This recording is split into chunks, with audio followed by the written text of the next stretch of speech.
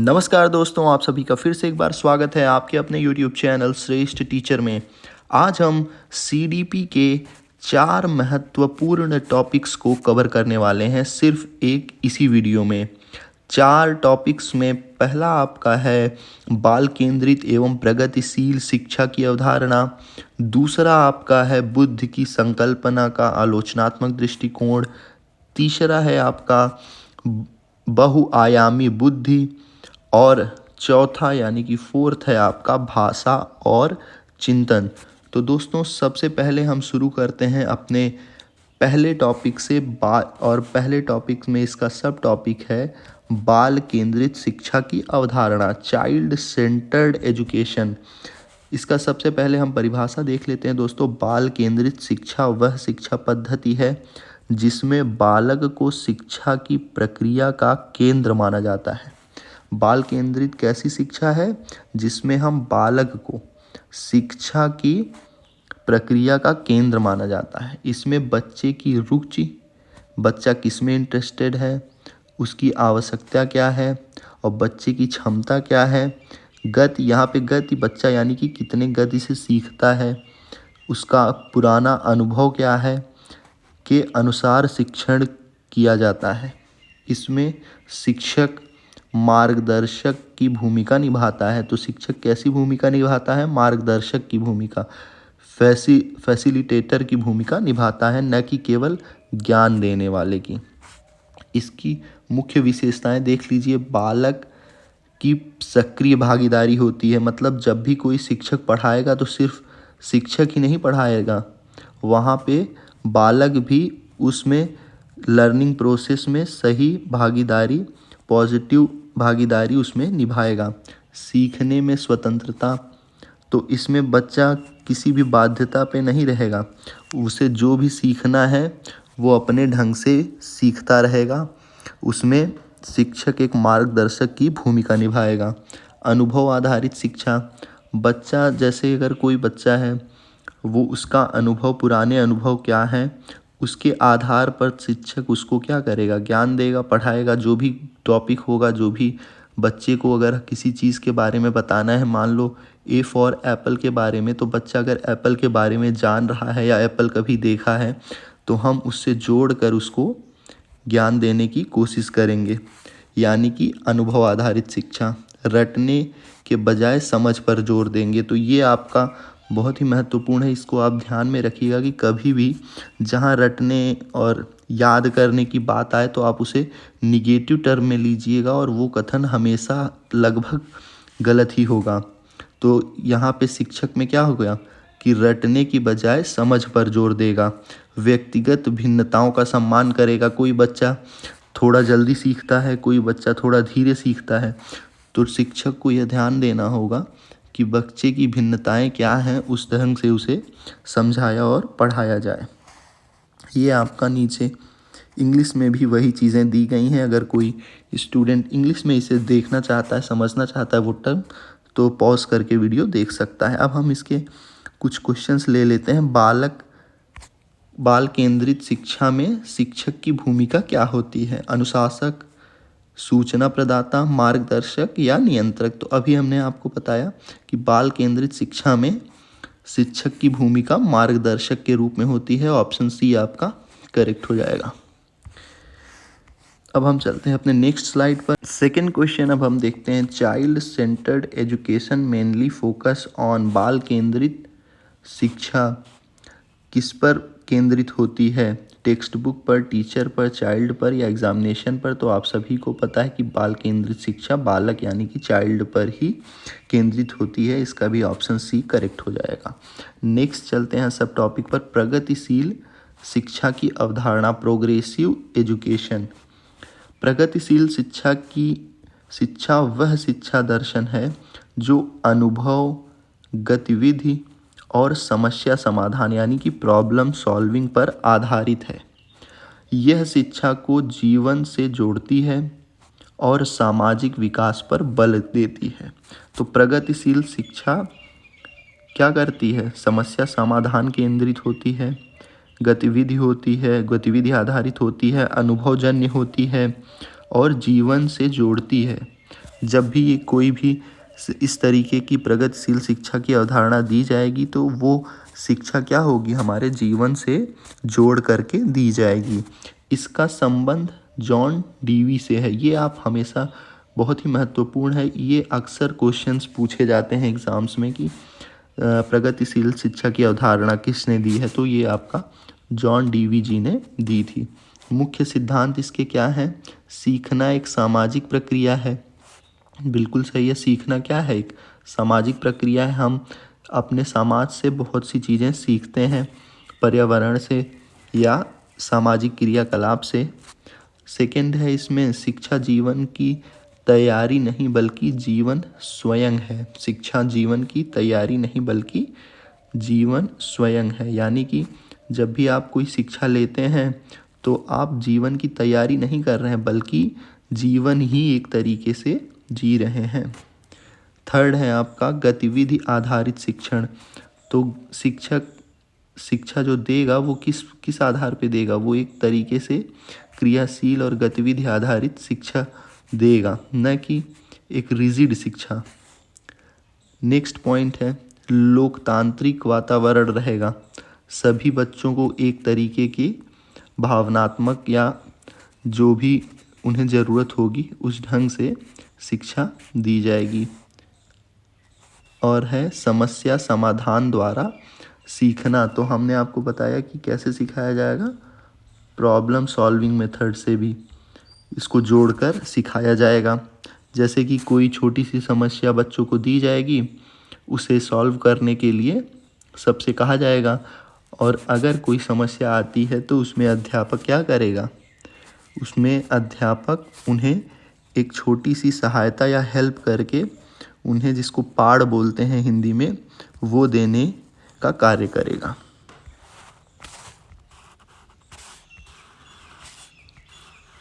इसमें एमसीक्यू है प्रगतिशील शिक्षा के जनक कौन माने जाते हैं? तो अभी हमने आपको बताया कि प्रगतिशील शिक्षा के जनक जॉन डीवी माने जाते हैं।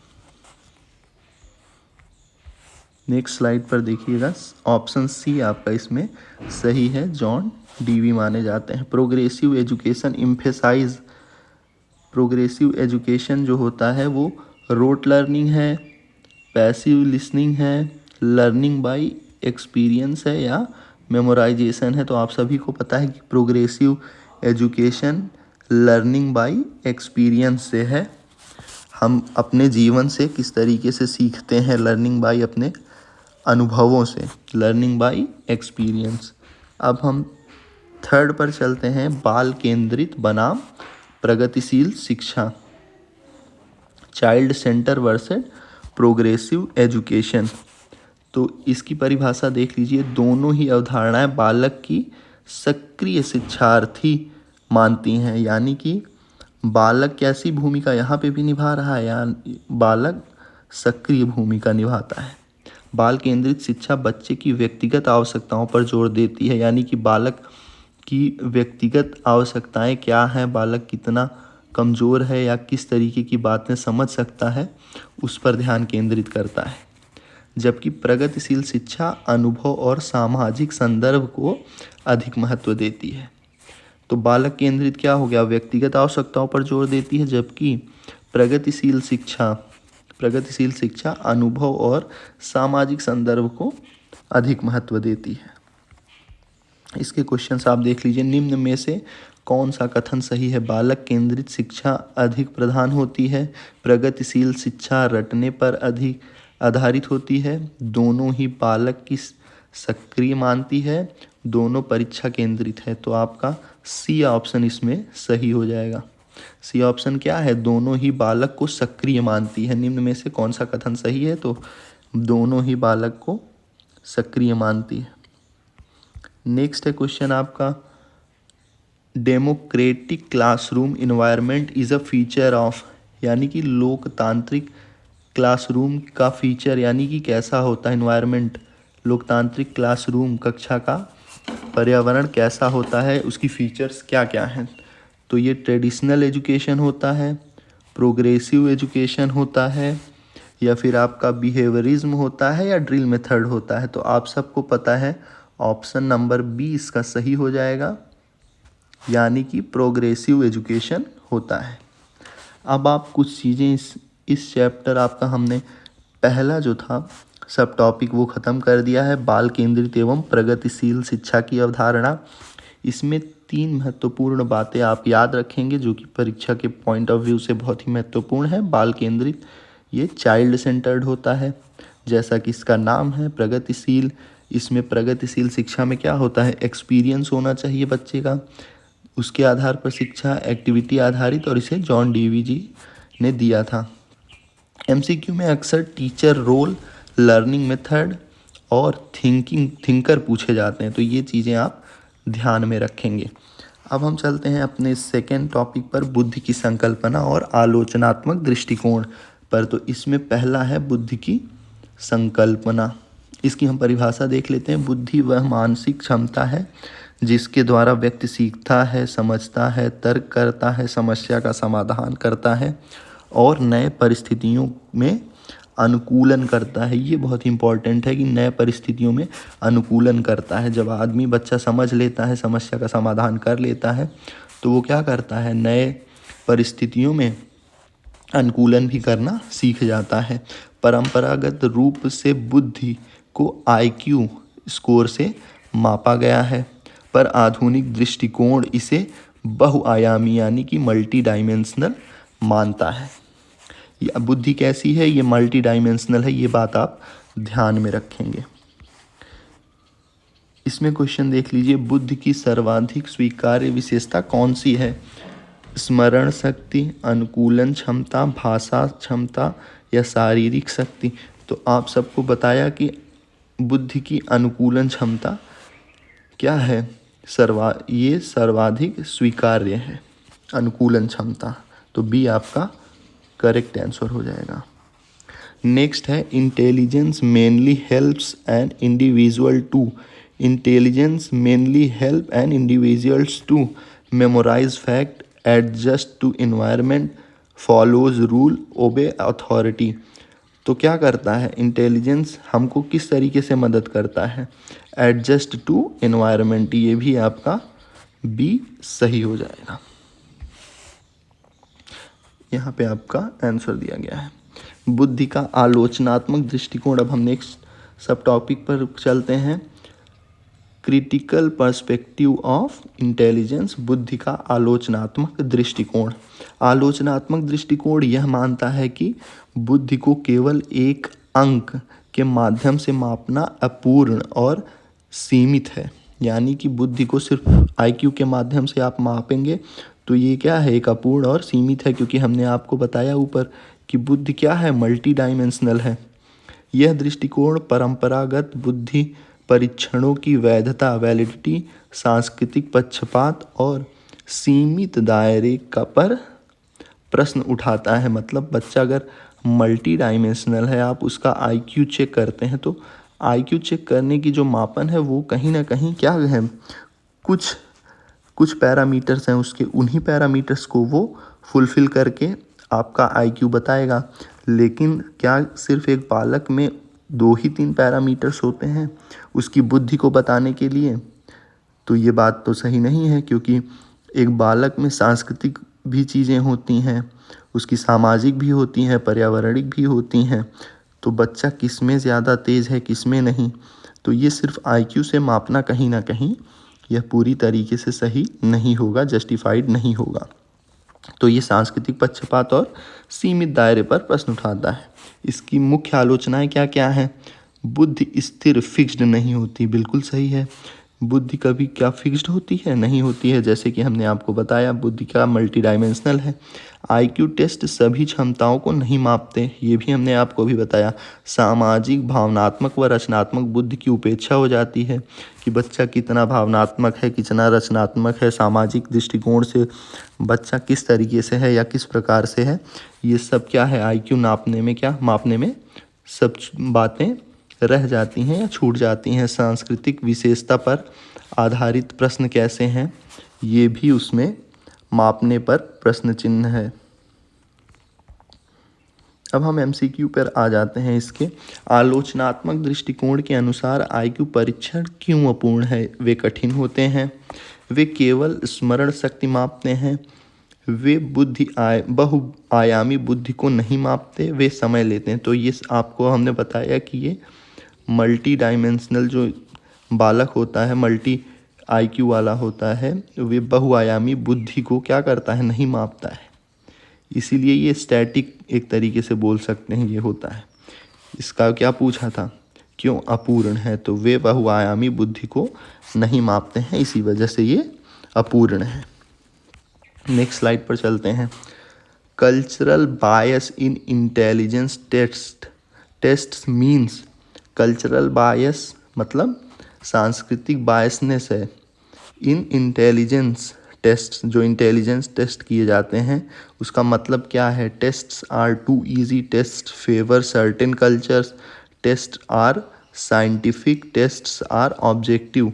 तो ये आपका बी जो है यहाँ पे आपका सही हो जाएगा, क्योंकि टेस्ट फेवर सर्टेन कल्चर्स, जिस तरीके से जो आप अगर कोई बना देते हैं टेस्ट, उसके कुछ पैरामीटर्स दे देते हैं तो वो उसी पैरामीटर्स को बताएगा या उसी पैरामीटर्स पर चलेगा, न कि वो मल्टी डायमेंशनल होगा। अब हम अपने थर्ड सब टॉपिक पर चलते हैं। बुद्धि स्थिर बनाम परिवर्तनशील, इंटेलिजेंस फिक्स्ड वर्सेस डायनेमिक।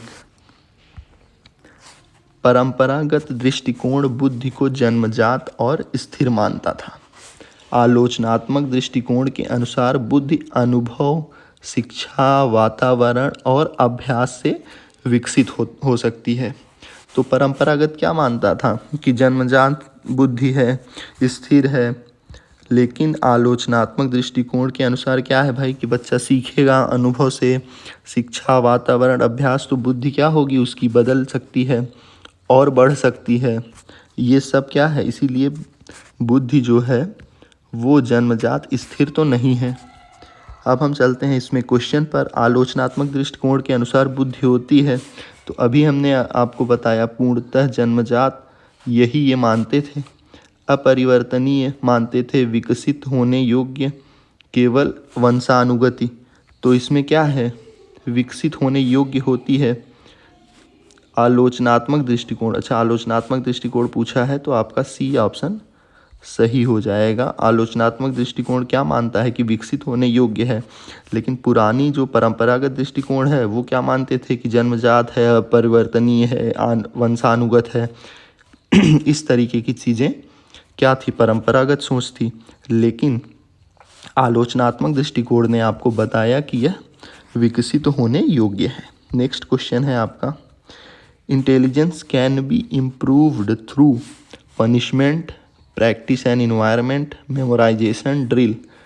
तो इंटेलिजेंस किसके माध्यम से इम्प्रूव हो सकती है? प्रैक्टिस एंड इन्वायरमेंट, यानी कि अभ्यास और पर्यावरण से हमारी जो है इंटेलिजेंस इम्प्रूव हो सकती है।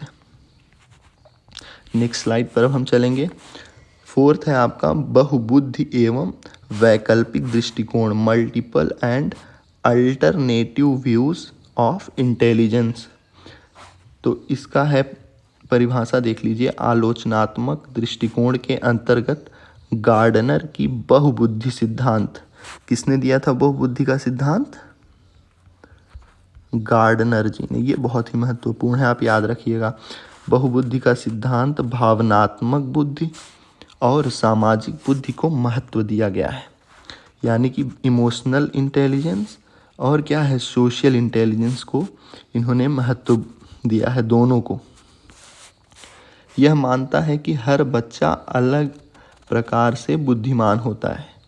किसी कोई एक ही पैरामीटर थोड़ी ना है कि हर बच्चा उसी पैरामीटर या उसी तरीके की बुद्धि लेकर पैदा होगा। हर बच्चे में अलग बुद्धि होती है।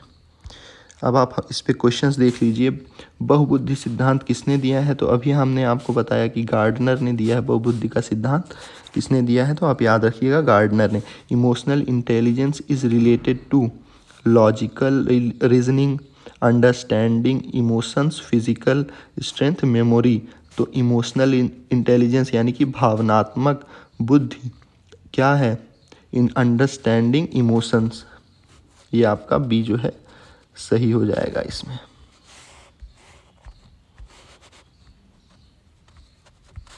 अब हम चलते हैं अपने नेक्स्ट स्लाइड पर। कॉन्सेप्ट ऑफ मल्टीपल इंटेलिजेंस, बहुआयामी बुद्धि की संकल्पना। अच्छा, आप पहले एक चीज़ देख लीजिए, ये टॉपिक आपका ख़त्म हो गया है। अब आपका थर्ड टॉपिक यहाँ से चालू होगा, लेकिन उससे पहले आप ये की फैक्टर्स देख लीजिए। IQ is not equals to complete intelligence, यानी कि IQ का मतलब ये नहीं है कि कंप्लीट इंटेलिजेंस है। किसी का IQ बहुत हाई है तो इसका ये कतई मतलब नहीं है कि वो कंप्लीट उसके पास इंटेलिजेंस है, कंप्लीट बुद्धिमत्ता है। और सेकंड इसका है कल्चरल बायस, एक की टर्म है। कल्चरल बायस यानी कि सांस्कृतिक क्या है, रूढ़िवादिता बोल सकते हैं। एक क्या है, एक की टर्म है। इंटेलिजेंस इज़ डायनेमिक, इंटेलिजेंस हमने आपको बताया कि इंटेलिजेंस कैसा होता है, ये डायनेमिक होता है। ये भी आपके क्वेश्चंस आते हैं। गार्डनर एंड इमोशनल इंटेलिजेंस से सीधे MCQ क्वेश्चंस आपके पूछे जाते हैं। अब हम चलते हैं अपने थर्ड टॉपिक पर, बहुआयामी बुद्धि की संकल्पना, कॉन्सेप्ट ऑफ मल्टीपल इंटेलिजेंस। बहुआयामी बुद्धि का सिद्धांत हार्वर्ड गार्डनर द्वारा दिया गया। इस सिद्धांत के अनुसार बुद्धि कोई एकल क्षमता नहीं है, बल्कि विभिन्न प्रकार की स्वतंत्र लेकिन परस्पर संबंधित क्षमताओं का समूह है। हर व्यक्ति अलग अलग प्रकार की बुद्धि में श्रेष्ठ होता है। अब देखिए इसके MCQ देख लीजिए। बहुआयामी बुद्धि सिद्धांत किसने दिया, तो फिर से वही हार्वर्ड गार्डनर जी ने दिया। Multiple intelligence theory believes that intelligence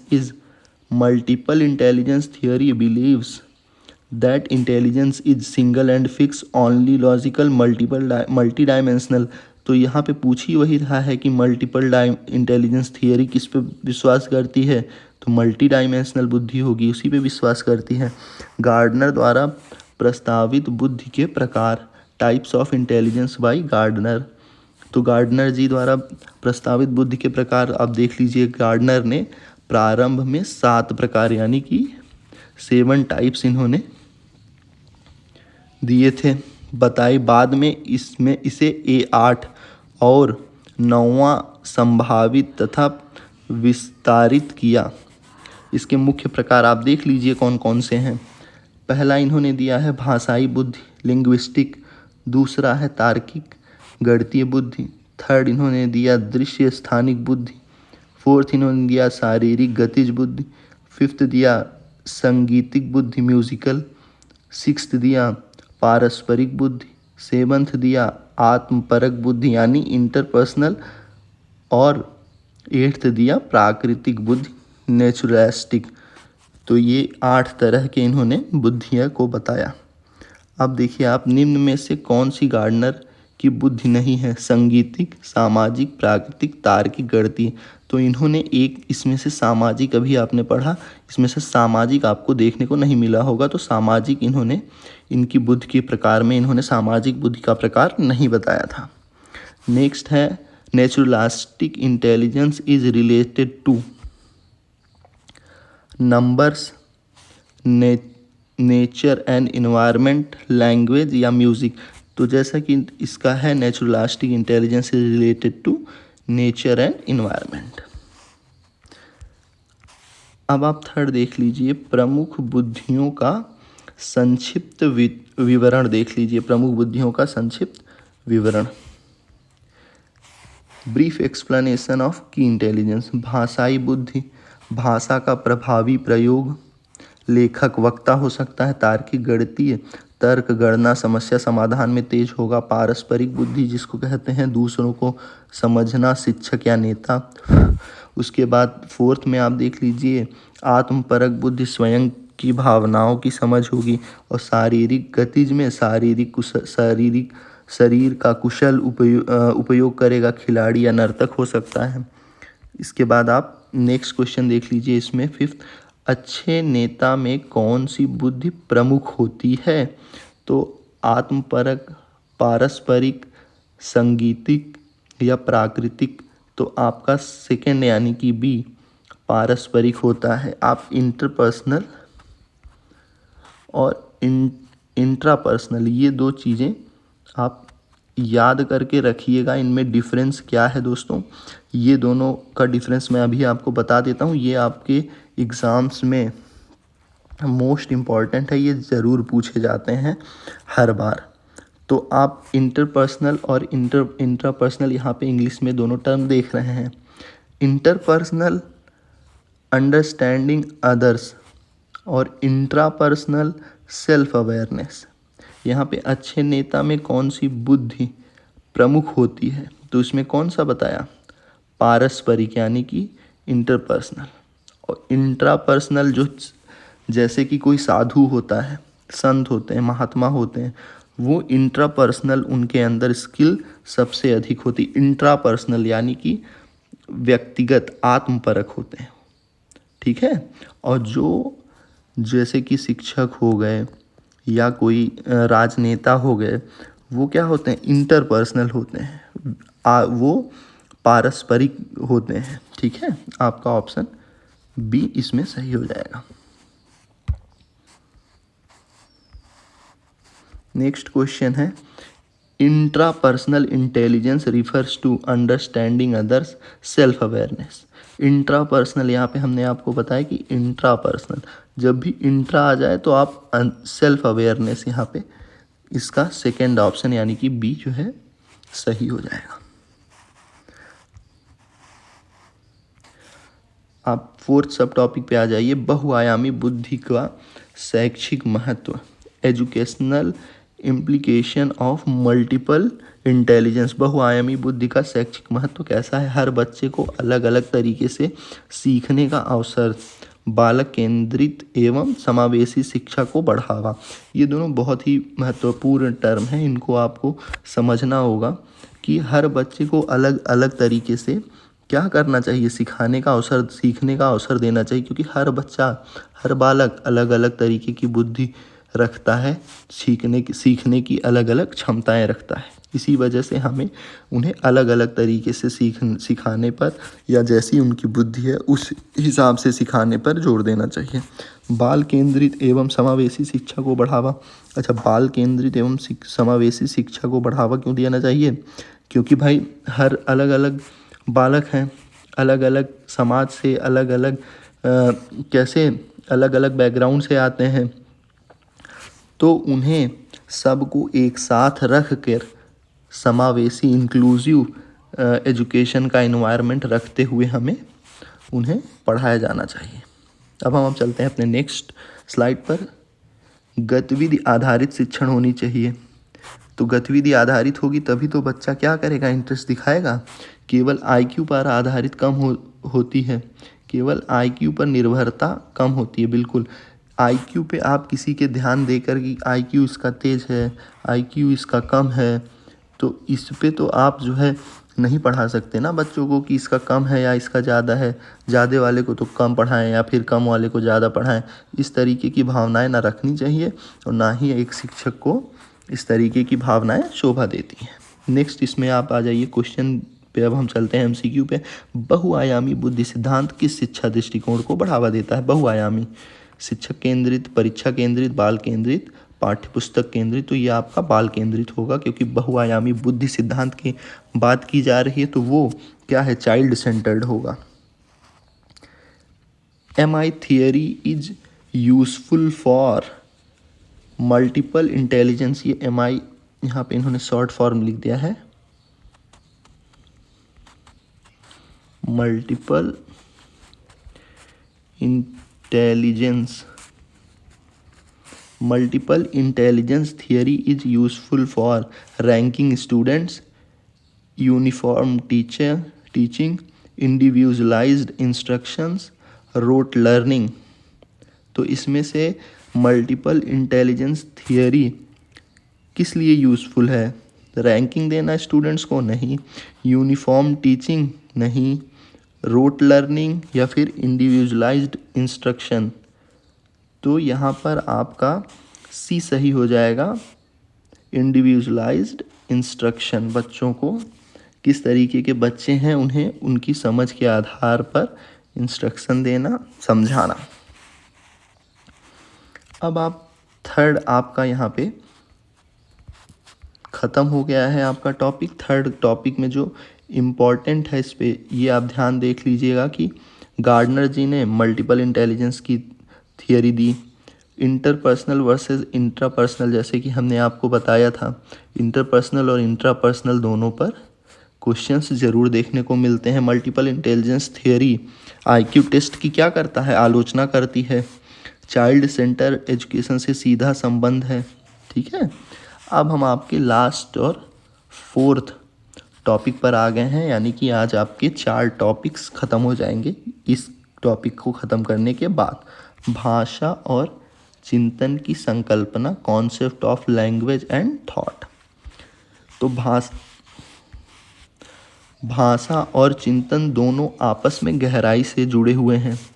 चिंतन वह मानसिक प्रक्रिया है जिसके द्वारा व्यक्ति सोचता, समझता, तर्क करता है और क्या करता है, निर्णय लेता है।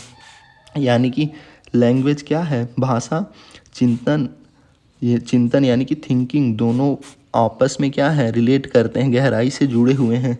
चिंतन वह मानसिक प्रक्रिया है जिसके द्वारा व्यक्ति सोचता, समझता, तर्क करता और निर्णय लेता है, जबकि भाषा चिंतन को अभिव्यक्त करने का माध्यम है। सीटेट के अनुसार भाषा और चिंतन का विकास समानांतर यानी कि पैरेलल चलता है। तो इस तरीके के क्वेश्चंस आपको पूछे जाएंगे कि भाषा और चिंतन किस तरीके से चलते हैं, तो आपको ये सब बताना होगा कि ऑप्शन में होगा कि समानांतर पैरेलल चलते हैं। अब हम इस पे क्वेश्चंस देख लेते हैं। चिंतन किससे संबंधित है, केवल भाषा से, मानसिक प्रक्रियाओं से, सामाजिक व्यवहार से या स्मरण शक्ति से। तो आपको बताना होगा कि चिंतन क्या है, मानसिक प्रक्रियाओं से संबंधित है, सिर्फ ये एक चीज़ से संबंधित नहीं है। ठीक है, चिंतन आप मानसिक ये क्रियाकलाप है आपका। Language mainly helps in memorisation, expression of thoughts, physical development और या फिर इमिटेशन। तो आपका एक्सप्रेशन ऑफ थॉट हो जाएगा। लैंग्वेज, भाषा किस में मदद करती है, तो आपके जो विचार हैं उसको क्या करते हैं, व्यक्त करने में, एक्सप्रेशन ऑफ थॉट्स में ये हमें मदद करते हैं भाषा। अब आपका ये सेकंड सब टॉपिक है, इसमें भाषा और चिंतन का पारस्परिक संबंध, inter relationship between language and thoughts. भाषा चिंतन को प्रभावित करती है और चिंतन भाषा को। जैसा कि अभी हमने आपको बताया कि भाषा क्या करती है, चिंतन को प्रभावित करती है, और चिंतन क्या करता है, भाषा को प्रभावित करता है। बच्चा पहले सोचता है, फिर भाषा के माध्यम से उसे व्यक्त करता है। जैसे जैसे भाषा का विकास होता है वैसे वैसे चिंतन अधिक स्पष्ट और तार्किक हो जाती है। इस पे क्वेश्चंस देख लीजिए। भाषा और चिंतन के संबंध के बारे में सही कथन कौन सा है। भाषा बिना चिंतन के होती है, चिंतन भाषा से स्वतंत्र होता है, दोनों पारस्परिक संबंधित हैं। हमने आपको बताया ना कि भाषा और चिंतन क्या है, दोनों पैरेलल हैं, संबंधित हैं एक दूसरे से। इसमें फोर्थ क्वेश्चन है, development of language leads to. भाषा का डेवलपमेंट किसे लीड करता है, confused thinking, clear thinking, no thinking, mechanical learning. तो इसमें क्लियर थिंकिंग होगा। जब भाषा का विकास हो जाएगा तो आप अपने क्या होगा, थिंकिंग जो होगी वो क्लियर होगी, आप अपने जो भी विचार होंगे क्लियरली क्या कर पाएंगे, एक्सप्रेस कर पाएंगे। पियाजे का दृष्टिकोण आप देख लीजिए, पियाजे view on language and thoughts. तो ये बहुत ही महत्वपूर्ण से शिक्षाविद थे। इन्होंने जो थियरी दी है, जो कॉग्निटिव डेवलपमेंट के बारे में बताया, ये आपका बहुत महत्वपूर्ण है, हर बार एग्जाम्स में रिपीट करता है, आएगा ही आएगा क्वेश्चन। जीन पियाजे के अनुसार चिंतन पहले विकसित होता है, भाषा बाद में। भाषा चिंतन का परिणाम है। तो ये आप चीज़ ध्यान रखिएगा कि पियाजे जी ने इस बारे में, लैंग्वेज के बारे में, क्या भाषा के बारे में कहा था, तो उन्होंने कहा था कि चिंतन पहले विकसित होता है। चिंतन आप पहले कुछ सोचेंगे, बाद में भाषा बाद में आएगी। मतलब जब आप सोच लेंगे, समझ लेंगे, तभी तो आप कोई चीज़ कहेंगे। भाषा उसके बाद भाषा बाद में भाषा चिंतन का परिणाम है। बच्चों की भाषा उनके संज्ञानात्मक विकास पर निर्भर करती है। बच्चों की भाषा उनके कॉग्निटिव डेवलपमेंट पर क्या करती है, निर्भर करती है। इस पे क्वेश्चंस देख लीजिए। पियाजे के अनुसार पहले क्या विकसित होता है, भाषा होती है, चिंतन होता है, सामाजिक कौशल होता है या फिर स्मृति होती है। तो उन्होंने बताया था कि चिंतन होता है। पहले क्या होता है, यहाँ पे पहले चिंतन विकसित होता है। अब हम चलते हैं अपने 6th क्वेश्चन पर। अकॉर्डिंग टू पियाजे language depends on social interaction, cognitive development, reinforcement या इमिटेशन। तो उन्होंने कॉग्निटिव डेवलपमेंट का सिद्धांत भी दिया था, तो इसीलिए उनके हिसाब से भाषा जो है कॉग्निटिव डेवलपमेंट पर डिपेंड होती है। वाइगॉत्स्की का दृष्टिकोण भी देख लीजिए। इन्होंने भी भाषा के बारे में क्या कहा, उनके जो थॉट्स हैं। एल.एस. वाइगॉत्स्की के अनुसार भाषा और चिंतन शुरू में अलग अलग होते हैं। अच्छा, वाइगॉत्स्की ने जी ने क्या बोल दिया कि शुरू में भैया थिंकिंग अलग है, भाषा अलग है, दोनों के अलग राह है, लेकिन बाद में एक दूसरे में विलीन हो जाते हैं। चलते चलते चलते चलते क्या हो जाएंगे, एक हो जाएंगे। ये कौन कहता है, ये वाइगॉत्स्की कहते हैं। अब ये देख रहे हैं ना आप, क्या बन गया इसे। अब इसे आप उल्टा देखेंगे तो ये एक वी के आकार का बन गया। दोनों की अलग राहें थी, बाद में आते आते क्या हो गए, एक हो गए। तो इसका थियरी किन्होंने दिया था, वाइगॉत्स्की जी ने। भाषा चिंतन के विकास में महत्वपूर्ण भूमिका निभाती है। प्राइवेट स्पीच और इनर स्पीच का विचार वाइगॉत्स्की ने दिया। प्राइवेट स्पीच और इनर स्पीच का जो है विचार भी वाइगॉत्स्की जी ने ही दिया। इस पे क्वेश्चंस देख लेते हैं। प्राइवेट स्पीच की अवधारणा किसने दी, तो ये भी आपको बताया, प्राइवेट और इनर स्पीच की वाइगॉत्स्की जी ने दी। ऑप्शन सी आपका सही हो जाएगा। क्वेश्चन 8 है, Vygotsky believed that language has no role in thinking, hinders thinking, ये helps in development of thinking, is only for communication. तो Vygotsky believes that helps in development of thinking, ये क्या करता है, थिंकिंग को इम्प्रूव करने में, डेवलपमेंट करने में क्या करता है, लैंग्वेज मदद करता है। तो इसमें भी ऑप्शन सी आपका सही हो जाएगा। तो दोस्तों ये आपके, अब इसमें 5th पे हम आ जाते हैं शैक्षिक निहितार्थ में, एजुकेशनल इम्प्लीकेशंस पे। शैक्षिक निहितार्थ में बच्चों को बोलने, चर्चा और संवाद का अवसर देना चाहिए। भाषा आधारित गतिविधियाँ चिंतन को विकसित करती हैं। प्रश्न उत्तर और समूह चर्चा उपयोगी है।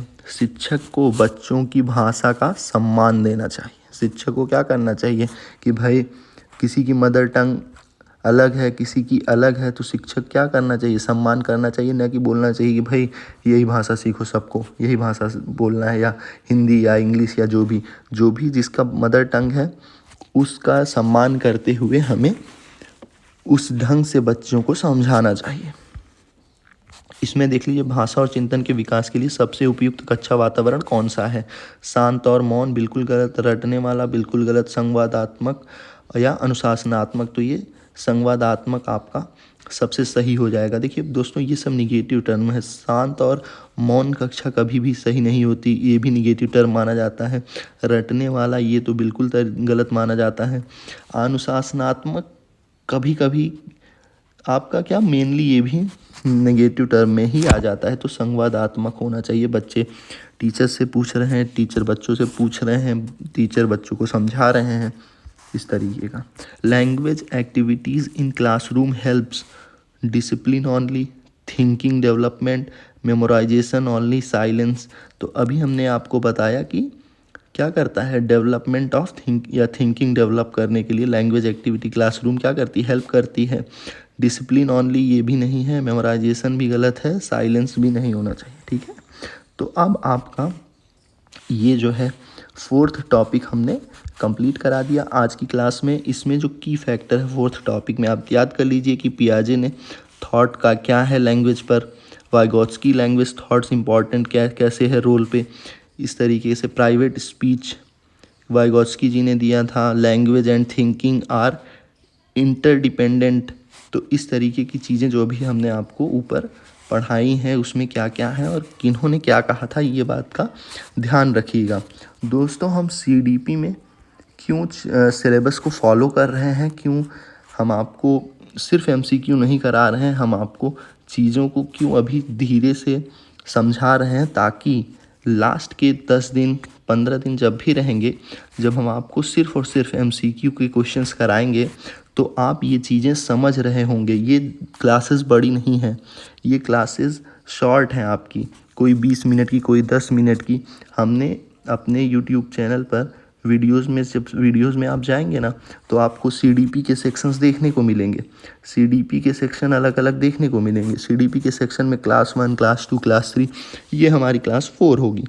तो आप ये बात को ध्यान रखिए और पूरी क्लासेस कर लीजिए। हम कोशिश करेंगे कि CDP को 10 से 15 क्लास में ख़त्म कर दें।